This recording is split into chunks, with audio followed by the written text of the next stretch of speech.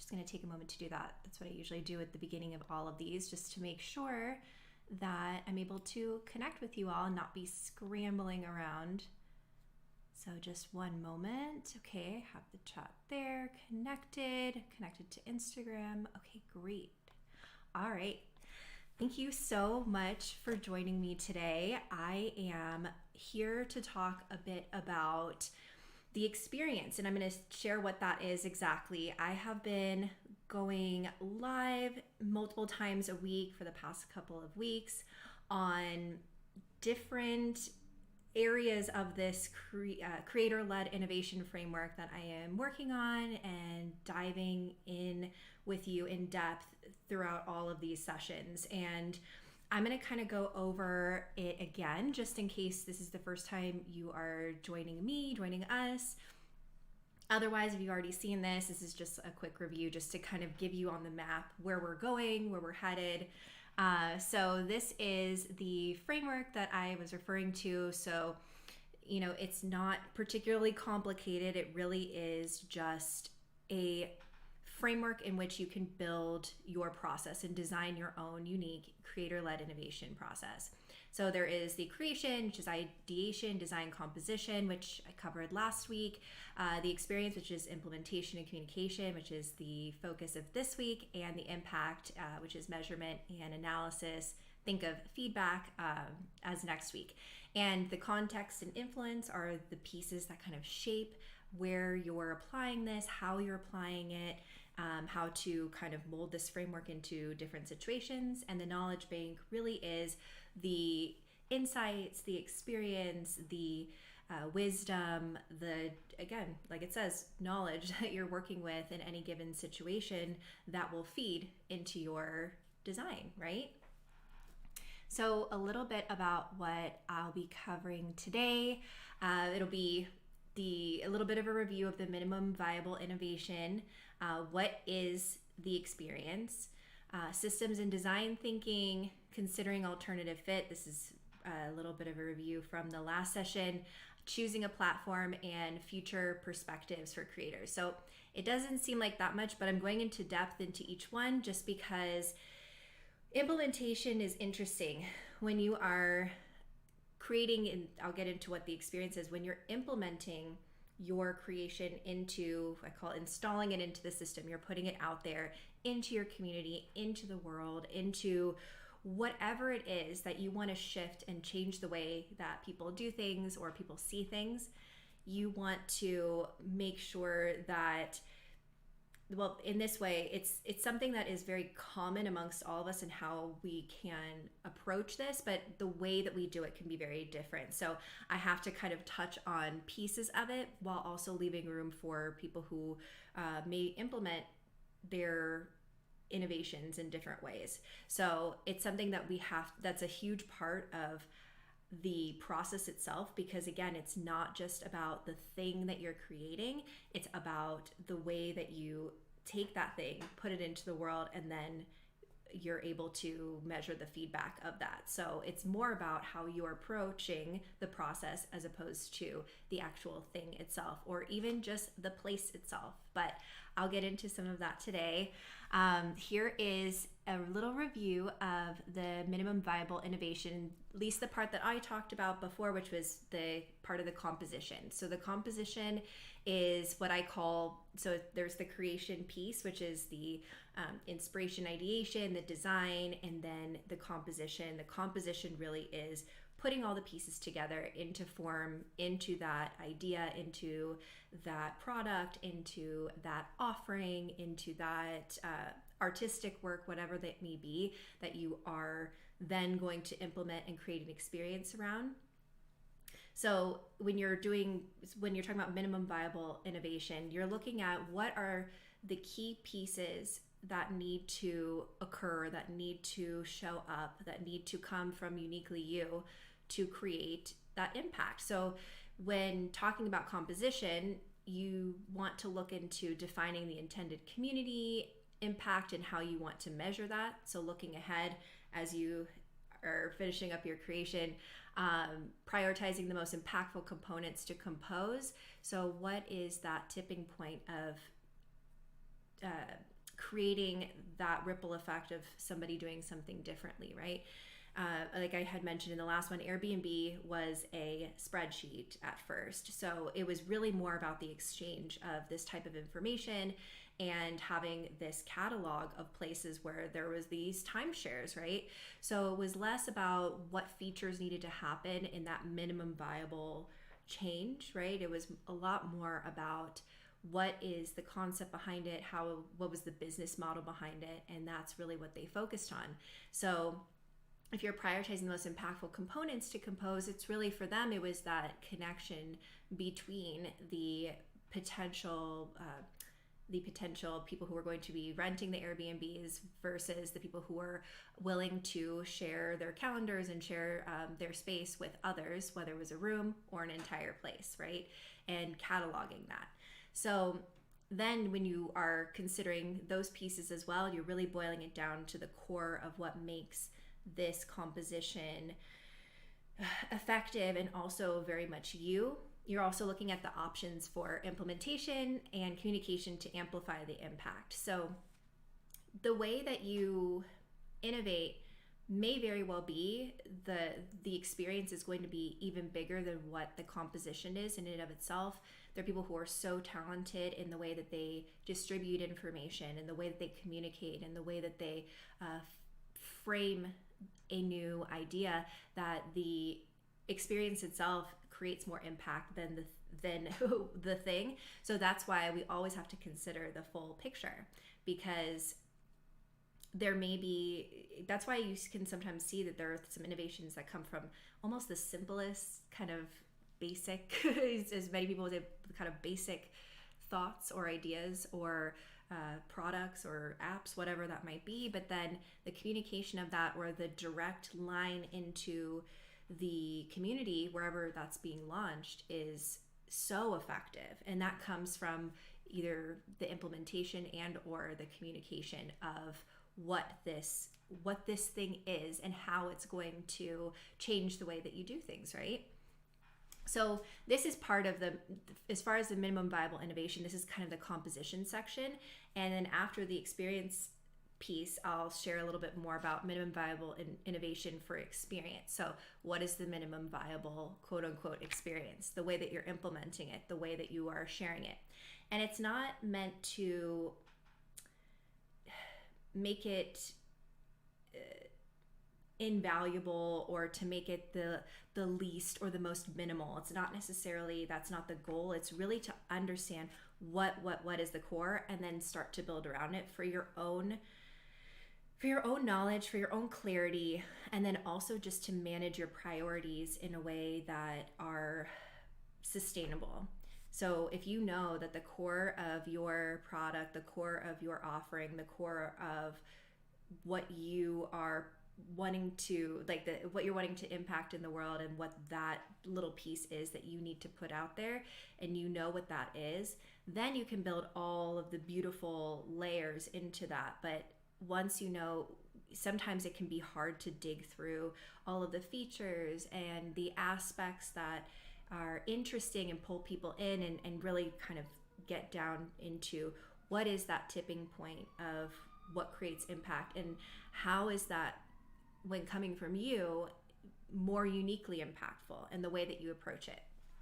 So I'm going to get into the experience. I'm going to see if there's anybody in chat. Hello. Nice. Okay. Hey there. Okay. All right. I'm going to go ahead and keep going.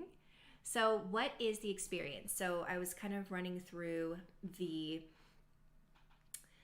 framework in and of itself, but the experience is kind of this second section. So there's the creation. This is what you're thinking of as the inspiration, ideation, composition, putting together this product, this offering, this work, this blog post, whatever you want to use as an example for that, this project. And then the experience is the implementation and the communication. So the implementation is going to be, where is this going to be installed into the community or into the world? Because the where of it is just as important as really the what. So the where, if you're trying to solve a problem and you're putting it in a space that maybe doesn't necessarily identify with that problem yet, or you're putting it in a space where the people who need to interact with it can't interact with it more readily, then there's going to be a disconnect of impact and a disconnect in the way that you communicate as well. So I put here the composition. I know this is very like meta and whatever, but I could break it down. But the composition integrated into a system. So our systems are not just our systems out in the world, societal, governmental, economic. It could even be just our community systems, our local systems, our online systems, whatever it might be, into which it can be experienced. So it's the composition put out into the space where it can be experienced and communicated to reach its intended community to create an amplified impact. So basically, where are you putting it on stage, right? Where are you letting it operate, and where are you allowing it to, if you're the one part of the mirror, you're putting it somewhere so that then what can be reflected is the impact. So how is it affecting the community, and what's the response to that, right? So what is that middle piece? And that really kind of is and I'll get to it in a couple of slides, but that's really why I love the term medium, because it is the space, it is the form, it is the literal medium, middle space between you and who you're intending to impact, right? And the systems you're intending to impact. So you can kind of think of it as the where. And also, it's the communication as well, but the where is very much the implementation and the communication of that, and where you're communicating that, to be honest, now, especially with social media and the different types of ways that you can transmit a message, right? It's more important than ever. That where piece is just as important as that what. So I'm just going to talk a little bit about systems thinking, design thinking. I'm not going to get super deep into this. It's just something interesting that I was thinking about.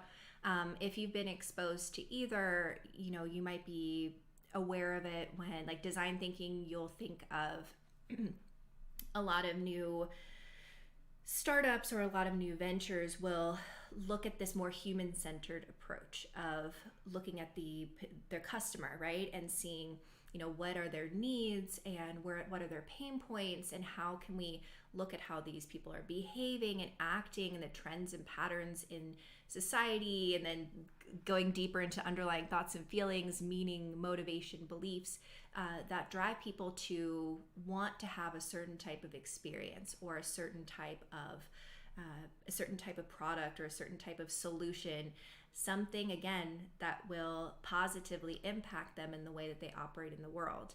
They consider it a bottom-up approach. So if you're thinking more from a corporate perspective, you're looking at the people who are consuming, and then it's moving up into the design of the product. I tend to think of things as very flat. So the top down, bottom up, I feel like when you're looking at connections, that can be sometimes a little misleading, but it's not really in the sense of if you're thinking of, it's more like, are you in the midst of it? Are you empathizing as another person who, might, see your customer, you might put yourself in their shoes and say, wow, okay, I can understand why this is a pain point, and we need to prioritize this because this will lead to, more adoption of, our services, because we're more directly addressing the needs of our community. And these are the people who have been supporting us. We want to continue to build upon that relationship and, cultivate that by creating and designing new features that make sense for our customers' pain points, right? Or we are looking into a new community and we're seeing that there is this particular problem, and we have a means of uniquely addressing it, and this is a fit, and we're going to go ahead and collect some research from that community to make sure that when we are designing it, when we are creating the experience, creating the app, creating whatever it is, that we are speaking to their needs directly and communicating in a way that resonates with the humans that are part of this process on the other side of that medium, right? And then systems thinking is, what we would consider, if you're looking, they say more top down, but I would say it's kind of like you're just looking at the larger picture, the larger puzzle pieces at play, doing the whole Queen's Gambit, looking up at the ceiling, seeing what things, the combinations that could happen, the interactions that can happen, and looking at the larger systems that may be beyond just the human behavioral interactions, and looking at society. So looking maybe into things like sustainability and looking into governmental governmental changes that may be occurring in the future, looking at market trends, looking at how technology is evolving, and seeing where there could be opportunities to either upgrade something within those systems to make things better for the humans, for the technology, for everything, or you can just start to look at it from, I would say, a more objective place, as opposed to, it doesn't necessarily feel as empathetic. It looks a little bit more objectively at trends and patterns, and as it shows here, the events, trends and patterns, systems and structures, mental models. So even like a lot of what we have, like certain societal, this is where some of it crosses over, where there are these societal archetypes, or there are these beliefs, but they are systemic type of ways of operating that we've been engaged in for a while. Those are a little bit harder to break and undo and see from just the first person perspective. You have to kind of broaden that out as much as possible to consider a lot of different types of people, a lot of different types of systems, a lot of different types of countries, whatever that may be. So kind of bringing it back in, the truth is that they both have to be considered when you are designing for impact, right? And this seems like really kind of intense for a creator level, but it really isn't. It's kind of training you to think about, more simply, thinking about as you're addressing a problem, as you're addressing how you're going to communicate, as you're addressing how you're going to implement, how do you identify where and what and where, that's going to be. You want to kind of think of both. You want to think of what are the things that are existing out there, the systems, how does this interact with this? How does tech interact with this? How does wellness interact with sustainability, which interacts with my consumers, right? Or my potential community. And still having that empathy, but also being able to zoom out a little bit and say, okay, not only I have these potential community members that are feeling this certain way, and I want to address that, I also need to back it up and also think about, okay, so how do I want to design impact for myself? How is this going to affect other communities? Am I leaving something out? Is this a sustainable way of operating? Is this something that can be that can withstand the trials of things like COVID, or if a platform shuts down? And I'll get to that too. Whatever it may be, you want to think about both. What are kind of objectively? How are things working out in the world? Where can there be some upgrades and shifts and changes that you can uniquely address with your offering, with your product, with your artistic work, with your activism, whatever that may be? And then how can you then also zoom in and say, okay, so who are the people that it'll most likely directly affect and have the most impact on? Who am I going to be speaking to? Who am I going to be communicating with the most and getting that feedback from?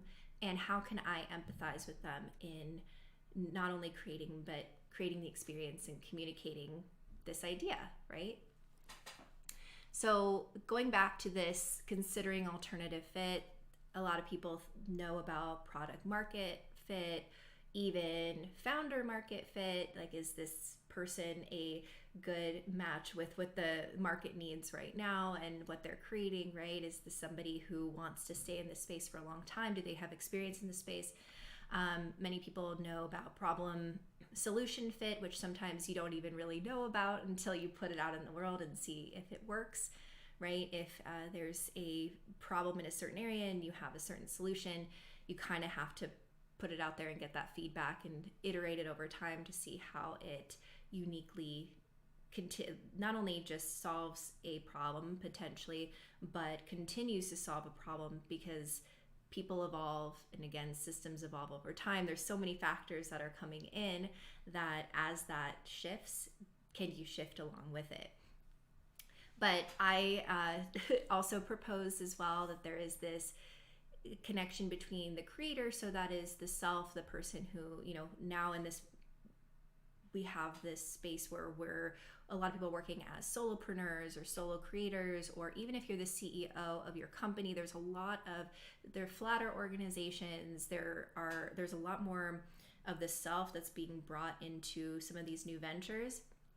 So this can be also just, if you are part of an organization too, you still need to think about what your role is in this entire process. Even if you're working with a team, everybody has a role, everybody has stake. You're a stakeholder in this.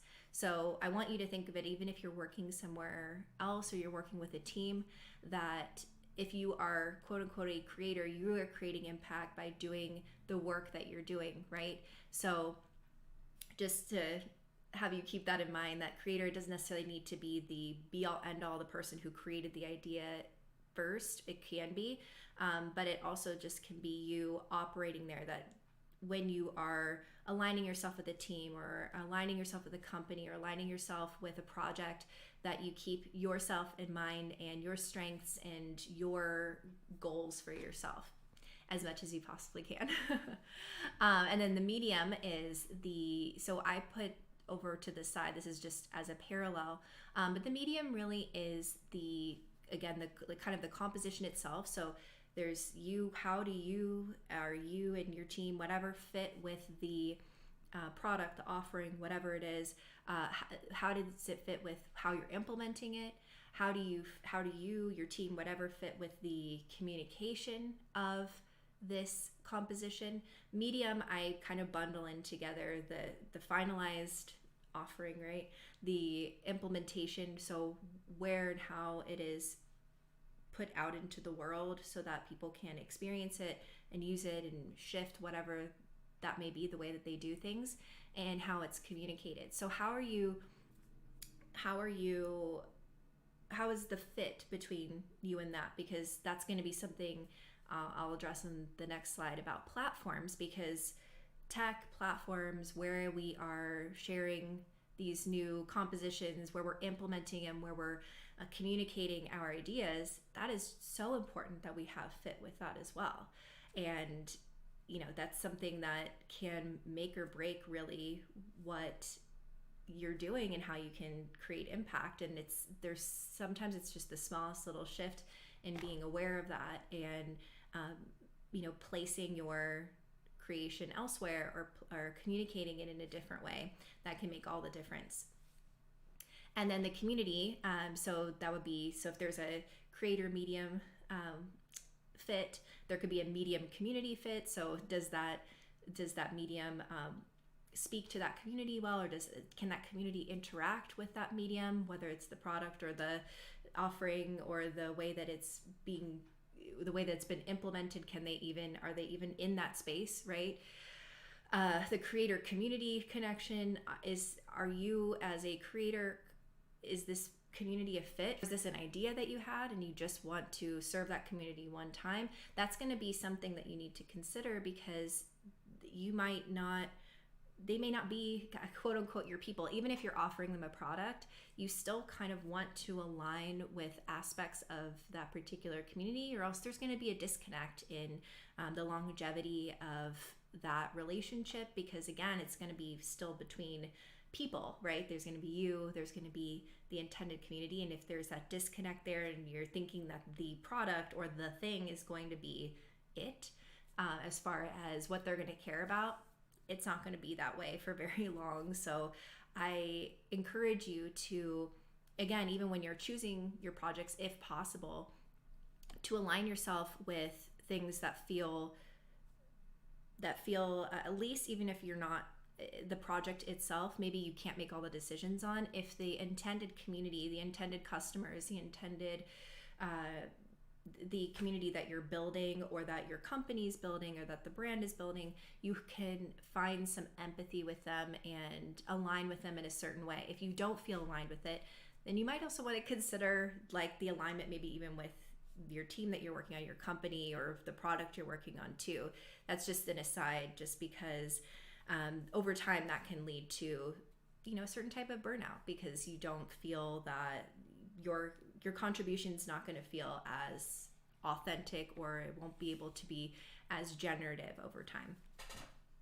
So I'm going to go into, creators now, there's a huge, you have to address online in the digital space, social media, and it doesn't have to be just social media. It could be specialized platforms like teaching platforms like Kajabi, or other blogging CMS type platforms, right, where you're hosting your blog, like WordPress or Ghost, whatever that might be. Where are you sending out a newsletter? What's your email provider? All those things, they seem kind of like they're just tools, or part of your, I call like more the back end systems. Again, I'm a systems thinker, but I'm not necessarily always talking about like, oh, what are your workflow systems, and how does your email connect to your funnel, and how are you getting that person yourself? That's all important, but truthfully, like in the larger systems, these are things that can support your creation. These are the things that you're looking out into the systems of the world and how things work and how things operate, and you can see, oh, where can I make that a little bit better? So when I'm talking about systems, I'm not always talking about like what online people might refer to as, oh, you need to focus on your systems. It's not just the sort of back end support, right, that connects you to your customer or that saves you time, which is also very important too, like I said, but just kind of backing up from that. But platforms. So the reason why I'm addressing this, not just because obviously online creators, online platforms, technology is obviously very important, but the platform really is, going back to that last slide, it's a major medium. It's a place where things can be created. It is a place where things can be implemented and distributed. It is a place where you can communicate these ideas. It is a place where you could get feedback. I mean, there's so many pieces of this process that are supported by platforms and tech. And with everything that has been going on with kind of our quote unquote, maybe sometimes there's under reliance on it and we're doing too much, or there's over reliance, and when platforms shut down for a day, we feel that we're powerless in what we can do next. This is kind of addressing that, and on the next slide as well, I'll address that a bit as well. But these platforms can be, you have to look at what is your relationship to them, and how can they be of service to you, and how can they support your entire process, your creation, the experience, the impact, all of those pieces, but also not take away from the sovereignty that you have as a creator. So when you're choosing a platform, this is really important. This is like choosing a partner. This is choosing like your business partner, right? And I'm just putting down a few questions just for consideration as you look into, so the product, where is it going to live? Then how you're communicating it and how you're connecting with that community. And then looking, to your own workflow, right? And that's not necessarily in any order. It's just, if you're looking at a particular project, you may want to focus on, or if you're looking within a particular context, right? You're saying, okay, well, most of the time when you're thinking about a certain platform, It's either going to be the place that you operate all the time, where you serve all of your creations and all of your communications, whatever, and that kind of stack of things that works best for you. Or you might be saying, okay, I'm working on a specific type of project that I'm working on right now. It's with this team. These are the needs of the group and the needs of the product itself, the needs of the community, and I'm going to choose based on that, which is very common for me. I tend to switch up, quote unquote, my stack or the things that I use depending on the context of what the project itself needs, who I'm working with, how I want to communicate and who I'm communicating with, or who's going to be experiencing this particular composition of this idea, whatever it is, right? So when choosing a platform, this is for online creators, where do you feel most in flow innovating? So this is incredibly important, and this goes back into where people are talking about their back-end systems and the systems that support them, and where they are writing, where they are posting their podcast, where they are teaching their classes online for wellness, whatever that might be. Where do you feel most in flow innovating? If you're getting stuck in a platform, or you are trying it out and you're like, I do not vibe with this. This is not something that I enjoy or I like, and it's not something that's just a learning curve issue. You feel that it is just intuitively difficult for you to navigate, or you feel that you are resistant to it. That is a huge, the meme, red flag, major red flag. You want to maybe look into a little more research. Always test things out when you can ahead of time. Utilize those free trials. Seriously, they are gold for having that experiential learning of what fits and what doesn't with you personally. And the way that you work is going to supersede as much as possible, or the way that your team works, whatever that may be. If you have any sort of decision-making ability in this, try to put that near the top of the list, because nothing else is going to be effective if you do not jive with the technology. The technology, again, is meant to be like your second brain, your support, your canvas and on which that you can create and communicate. It's not meant to be a space that you need to fight with, or that you need to, create some sort of a story about that it's going to be a pain in your butt and that, oh, you'd rather be doing this. No, this is like your partner. This is your BFF when you are, taking this idea and bringing it out to the world. This is like your amplifier, your megaphone too. So where do you feel most in flow innovating on any of these platforms? And you can also think about too, when you're in flow innovating, that's any part of the process. So that's in creating, whatever you're doing. So let's say you're writing for a blog. Is it WordPress? Is it Ghost? Is it, do you like writing on Tumblr? Whatever that platform may be, where do you feel most in flow with your writing? Or do you like writing in a space that is separate, that there's a software in your computer where you enjoy doing that, but it's very easy for you to upload that into this space, and there are a lot of other pluses to it. Just understanding where you feel most in flow innovating is going to be so important in the impact. And then also innovation, again, crosses just the creation. It goes into the experience and the communication. So where do you feel most comfortable distributing? Which platform is best for you to distribute your podcast? Is it easier for you to add the notes to it, or send it to Spotify and all these places on this platform or this one? Is it easier for you to create those little visual audiograms, right? There's a platform that offers that, and you like sharing those. Okay, great. Makes that super easy for you so that you don't have to create your own, and you like the way that they look. It feels correct with your branding and the kind of intended impact that you want to create and the community you want to connect with. Using this platform is great for the implementation, right?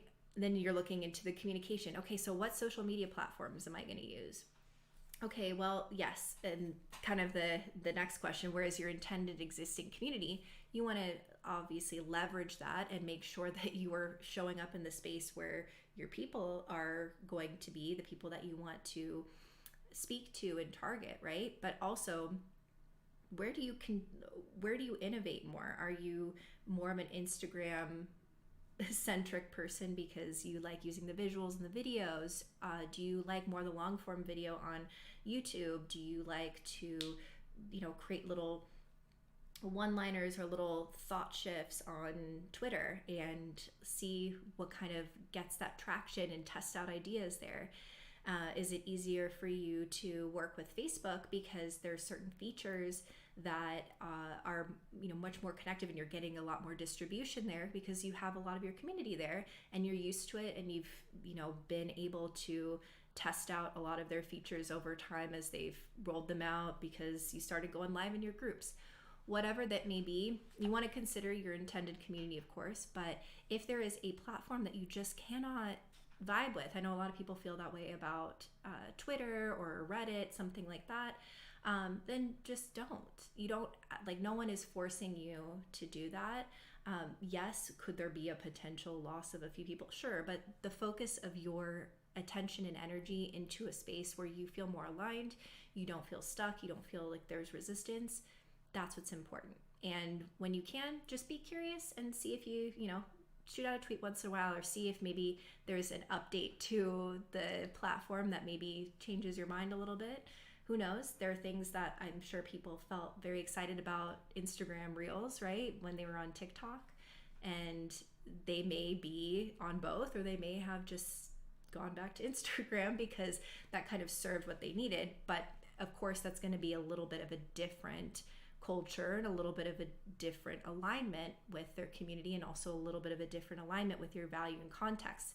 So how does it align with your values and context? So the context or / influence, that's part of the little framework, it are the things that shape how you're approaching a project, or approaching how you create the experience, what kind of impact you're measuring.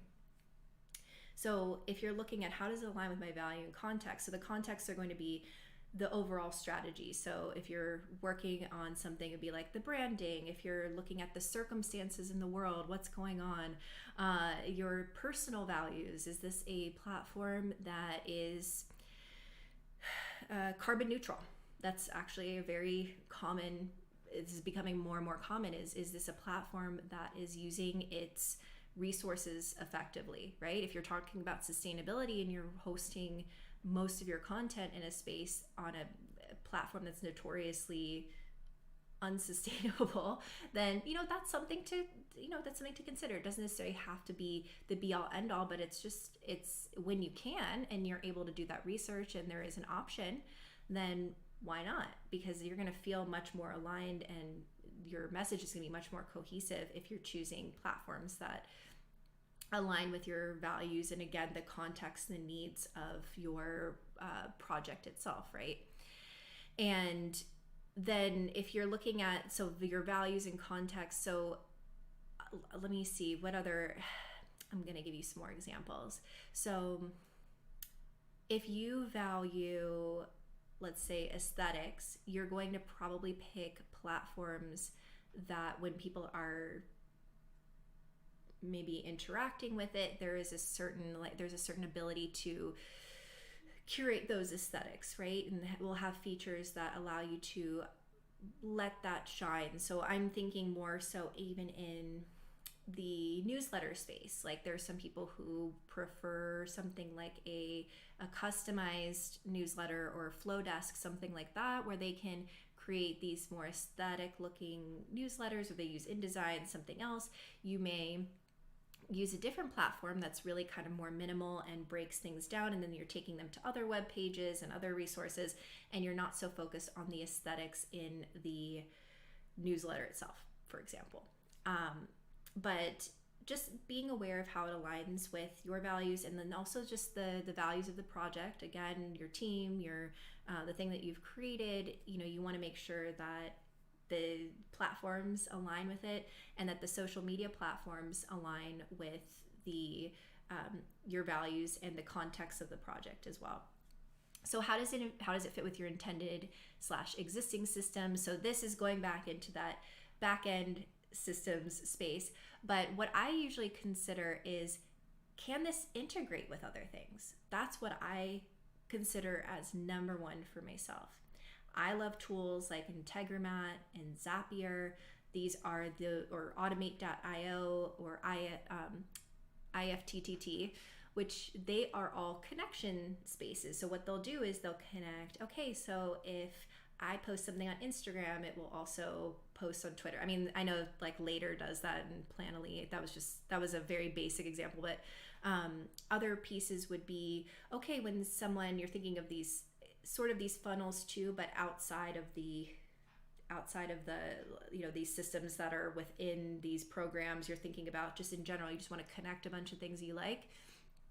Okay, well, if someone signs up on my web form, then I want them to get an email from Flowdesk, and then I want them to get this special link from Gumroad, which is a place where you can host products, and they get a special link where they can click on it, and it's a one-time use only link.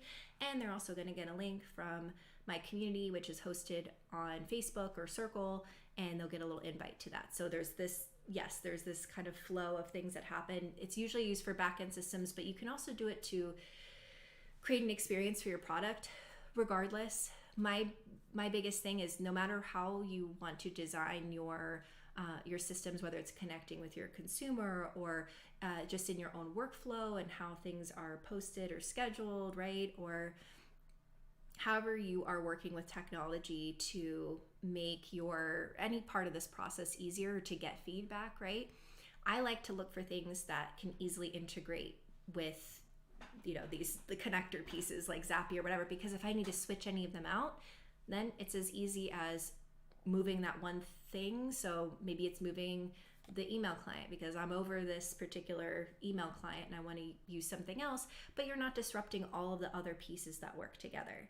So that's usually how I approach it. But if you maybe don't have that all mapped out yet, you may just want to look at, okay, what are these things that these things integrate together, or these seem to flow well together. They look very similar, and I won't kind of disrupt that experience for my customer. I won't disrupt the experience for myself because I like working in this sort of way. I like these things already, when I do this, I'd like it to make a draft in WordPress or make a draft in Ghost as a blog draft that I can then edit really quick and then post. And that could have been from an Instagram post that you wrote, right? So it's something you extend out, or vice versa. There's so many ways that this could be applied, but really just thinking about, okay, so that goes back to that first question, where do you feel most in flow innovating?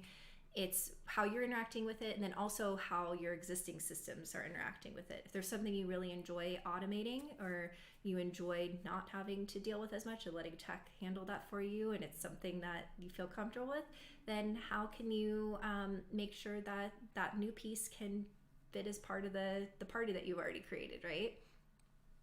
How do you measure success or impact on this platform? So if you are communicating something on Twitter or Facebook, what is your measure of success? Is it going to be reshares? Is it going to be likes? Is it going to be engagement and comments? Is it going to be the reach? Is it going to be the click-throughs? Is it going to be just kind of starting to define what does success mean whenever you're using a certain platform? If you are using WordPress or Ghost or whatever for your content, for your personal content or blog, whatever that might be, your newsletter, so for the newsletter, would it be the number of opens, the number of click-throughs? For your blog site, is it people who are subscribing to it or signing up for free, to say, oh, I want to get your weekly newsletter, or I want to be updated on new content that's put here. For your podcast, is it listens? Is it new reviews? Is it people who, again, are following the podcast on Spotify? There are many, many metrics that you can measure, but just kind of breaking it down per platform, or you're looking at this platform and saying, oh, this is something that I would like to use. How many, even if it's a workflow one, how many hours am I saving here? Is that something that you want to measure? How many tasks did this thing do for me? Whatever that might be. Just look at all of your all of your tech and say, okay, so how am I measuring the success of this partnership, right? It's a relationship. So how am I measuring, how is this going, right? And then what is the value exchange? What if it disappeared? So this is part of the measuring success and like the success or impact. So being aware of why are you on this? What is it doing for you? And what kind of info is it giving you that, might be able to be used and put back into the loop, right? But what are you giving to this platform? Are you paying a monthly fee for it? Okay, so my $38 a month, what is that? What is that? Is that a fair exchange for what I'm getting? Am I putting a lot of content onto this platform and it's a free platform and my information could be distributed in ways that I don't know about? This is just a consideration, right? It's not necessarily a judgment necessarily of free platforms either. It's also just something to consider. So when you're putting high value content onto free platforms because you want the distribution, okay, the distribution, you're not paying for it and you are a new creator and there's a lot of distribution options. Just also realize that when you're putting something onto a free platform and a social media platform, you are contributing directly to their revenue for ads. You're also contributing directly to their content. So Facebook doesn't have to make content. They can, but they're being given content for free. So you're basically giving Facebook content for free, you're giving Instagram content for free, Twitter content for free, and that's all well and good. It's just over time you might want to consider, okay, so am I getting that reach that's worth this type of piece of content, right? Or this hosting of this. You might just want to, it's not necessarily you get off of the platforms, it just might be you might not host your most valuable things there, if that makes sense.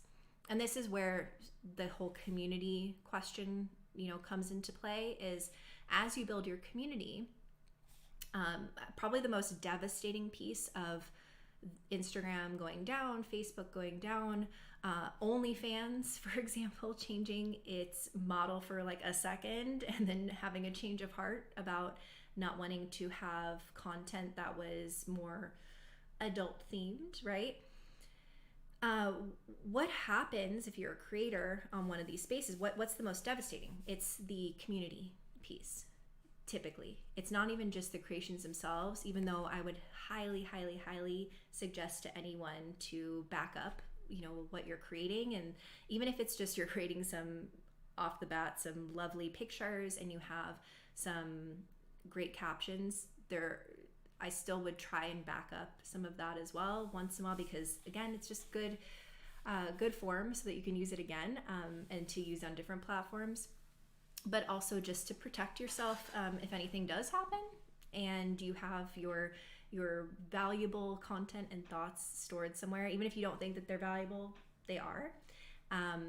And again, for the community piece, so that's the content, but for the community, what's really devastating is the connection to all these people. So I'm sure you've already seen a movement towards really focusing back in on email lists and bringing maybe your content into new spaces and owned spaces so that people can come to the high value content in another area or come to the high value community in a separate area from just social media, so that there's less of a reliance on these platforms to basically host the community that you've worked so hard to build. And yes, there is the influence of course, Facebook helped you get many of these people because it distributed it to them. But at the same time, what kind of a user experience is it if you're unable to connect with these people again because you don't have their emails or something happens and they like Facebook, they're on Facebook and they discovered you through Facebook, but they still want to continue to connect with you. So it's somewhat of an insurance plan, and I'll talk about in the next slide about kind of where this, where the creator economy, passion economy, I think, and I feel like it's supported with a lot of research maybe going. But it's just when you're considering these platforms, what would happen? Again, what's that value exchange? Like what kind of content are you putting onto these platforms? And is that a fair exchange for the value that you're being given? And is the monthly payment worth the peace of mind that you own that community or own that content?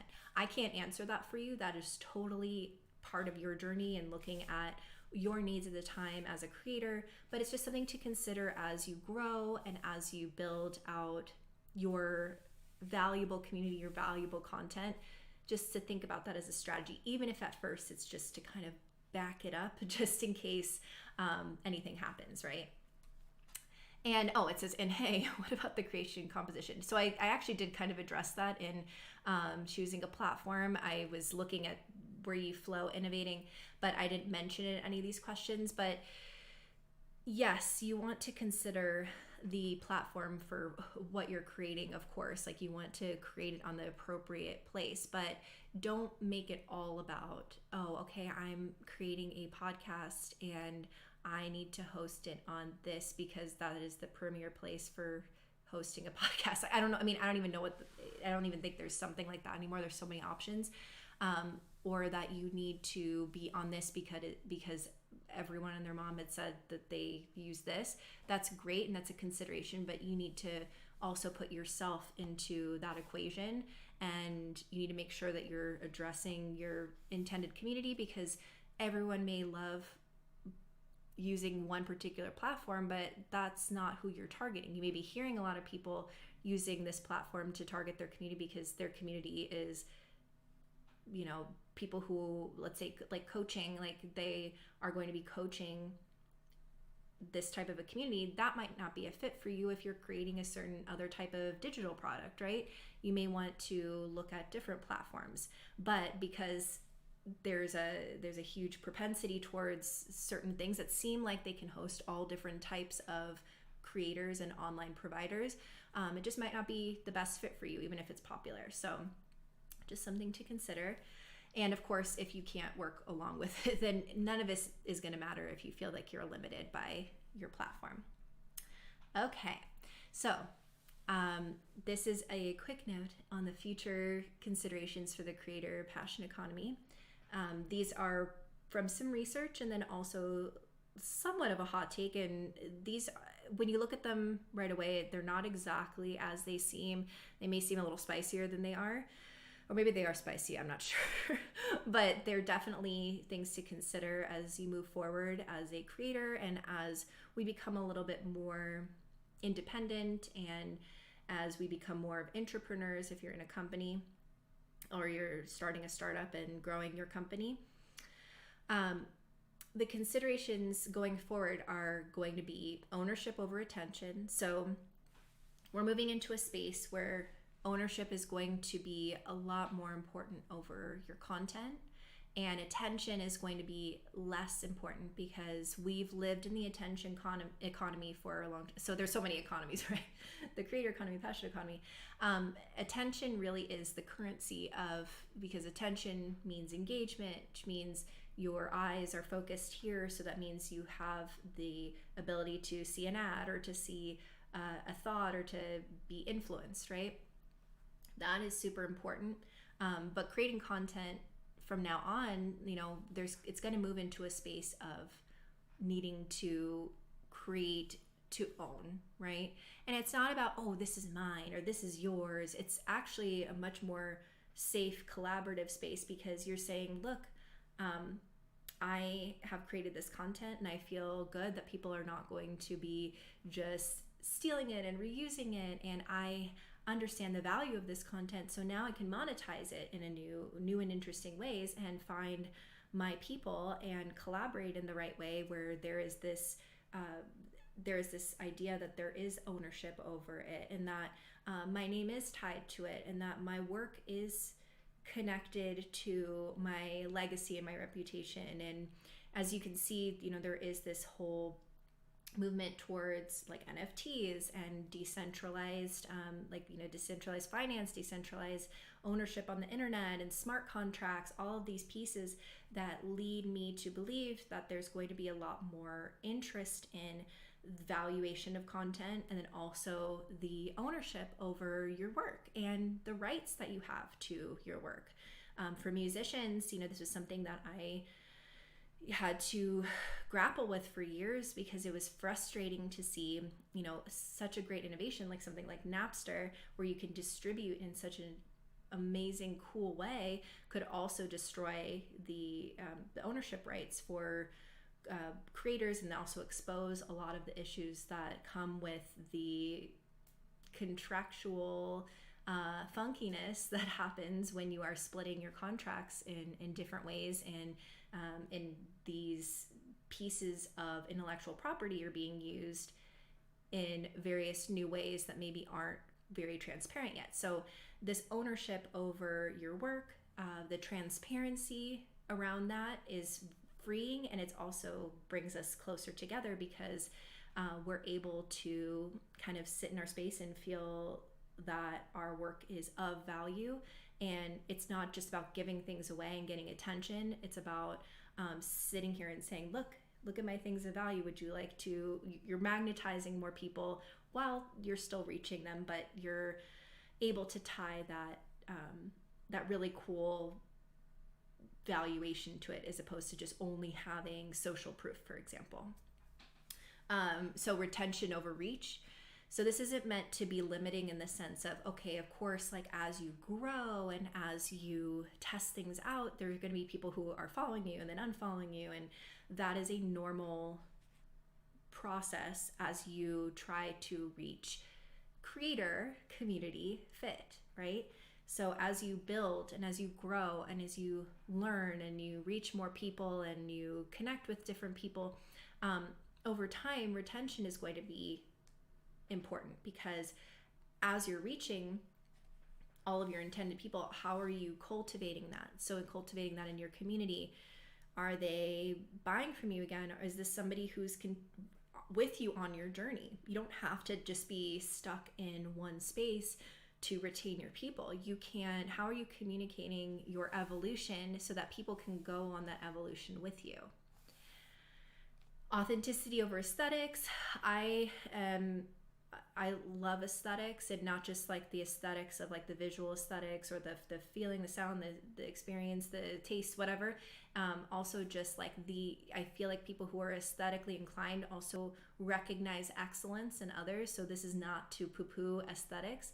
This is actually to raise the level of just general, honestly, just a general aesthetic awareness beyond just what is popularly aesthetic, quote unquote, right? Like you look at hashtag aesthetic, yes, they're nice looking things, but it's typically something that we're seeing over and over again that's repetitive, that is commonly, that is commonly accepted as something quote unquote beautiful or aesthetic. And we're seeing that broken down all of the time with different social norms and body types and new and different trends that come into the design space. So authenticity over aesthetics really is focusing more on understanding your personal brand, understanding the brand of your company, understanding your values, understanding why you are choosing certain aesthetics, as opposed to these are the things that are trending on Canva, which is fine. And that is a great place to start, and also to test out what works for you.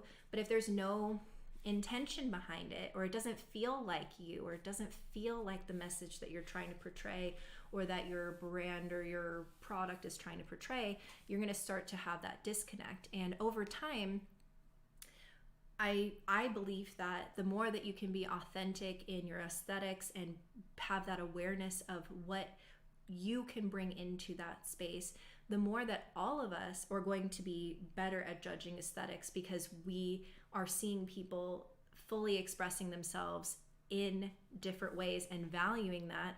So we're going to start to seek out the original, the unique, the avant-garde, right? As opposed to the overdone, or what I would say is people are using, it's the Bader-Meinhof phenomenon, which is, when you like learn something or see something and then you see it everywhere. That could work for you in your favor if everybody in PR is using, the certain like fonts or whatever because they're seeing that their clients like it, right? That's nice. And you may get lumped in with the PR crew because a lot of people in PR, a thought leader in PR is using that. But then how could that also be hurting you as well by lumping you in, not having that authentic edge where you can truly stand out? So it's just something to consider. It's something that you're probably going to have to, experiment with for eternity, right? As you evolve. And there are so many great resources on that, and especially like for your own personal branding and getting into your own identity. But I just want to point this out more so that having an aesthetic page or having an aesthetic post, whatever that might be, is not going to be as effective without putting the intention and the values behind it of who you are and what kind of impact you're trying to make. You're not going to have that same connection as if you're just putting something beautiful out than if something that is beautiful and resonates with you and your values, right? People want to get to know you as well. And if you can combine both, that is the dream, right? And then insight over influence. So the influence is really interesting, and it's really a huge piece of impact. But now as we kind of think about the future and, what probably the biggest driver of income in the creator space is still brand partnerships. And that is fantastic. That influence is a big piece. The thing is that we have to be careful that we just, we're still kind of in it and kind of coming out of it, but we were in this gig economy, which is the Ubers, right? Or Instacart, or filling in these spaces where we are filling a role or a job, right? That doesn't necessarily have a lot of discernment for it. It's just looking at the basics, and then you're able to make some extra money because you're filling in a need to be able to get something done, or task rabbit, whatever that might be. And there's no shame in that game, right? That is something that is a huge benefit to creators that maybe need something that's low key, that they can just make some extra money and support their family, support their dreams. It is amazing. And the gig economy also is, finding those gigs to be able to get your foot in the door, to design, to to take on some new clients, do some freelance work.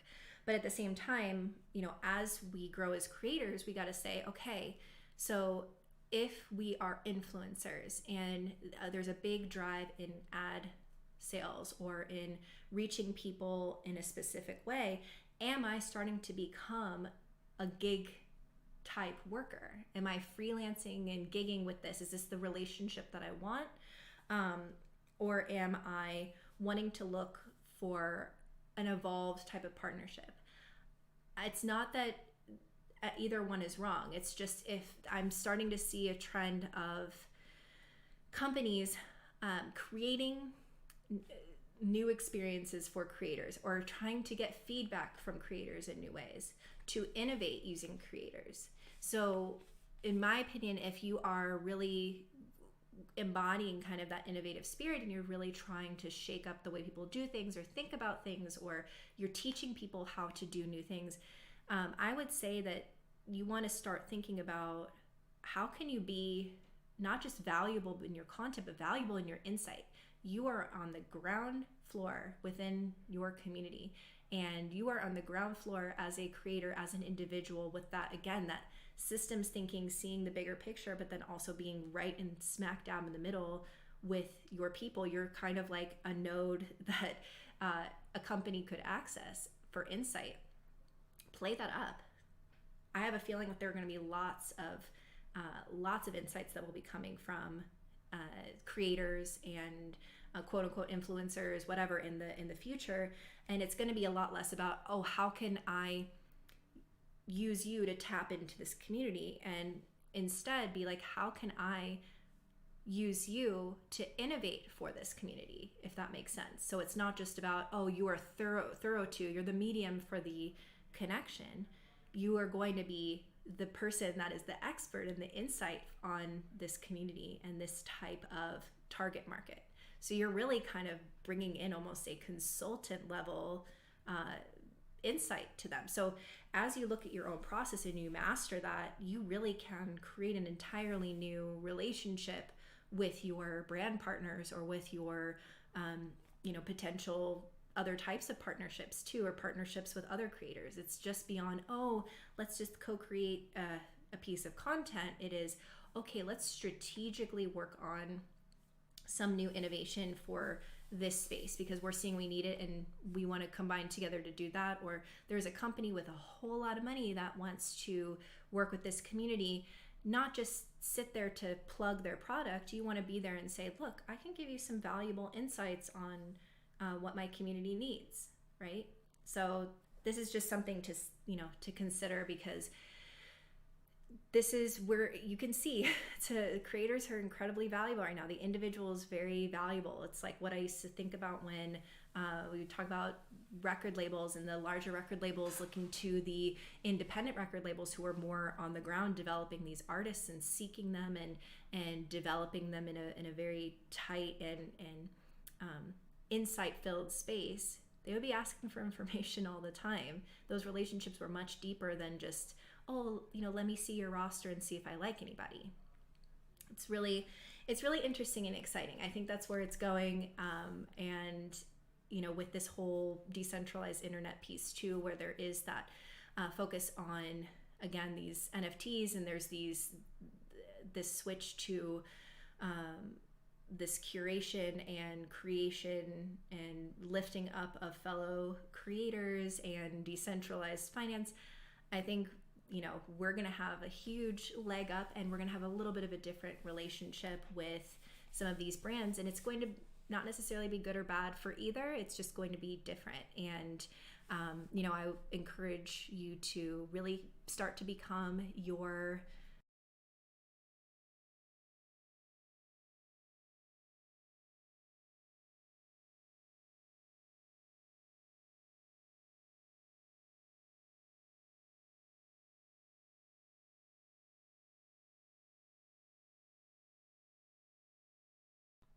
Here we go. Okay, it's working now. So I wanted to hop on because it was cut off earlier. It totally blacked out, but luckily that was kind of the last point that was there. But I wanted to share with you what's coming up next. And that is tech and other systems tools that are geared toward creators. So I'm going to be putting that up between today and tomorrow, and that will be on. You can go to the link in my bio if you're on Instagram, or you can go to galaxy.everydayinnovation.io, sign up. You'll have access to the 21MPACT section. And then there's also the experience too, which is going to be a lot more about communication. And that will be about like storytelling and just, again, kind of touching on the platforms where you'll be communicating, but just making sure that this is aligned and kind of doing a reflection on your personal process and how you communicate your implementation of a new creation, right? And then also covering later this is after both this one and the experience 2 are done, what minimum viable innovation means as far as experience. So kind of that creating those core components that are unique to you and that are part of your process going forward. And then also, I don't have it on here, but coming after that will be or sometime during this will be the creator innovation canvas. So a canvas usually is something that use like a business model canvas to map out kind of the parts of this process. So this will allow you to kind of reflect, put some of that in, use it over and over as you create new initiatives, or you start new projects, or you are measuring impact on a specific project and feeding it back into the loop. However you may use it, it is a space for you to draw out and map out and create. So I'll be sharing that as well. And then this is just my info. Make sure that it's showing up okay for you all.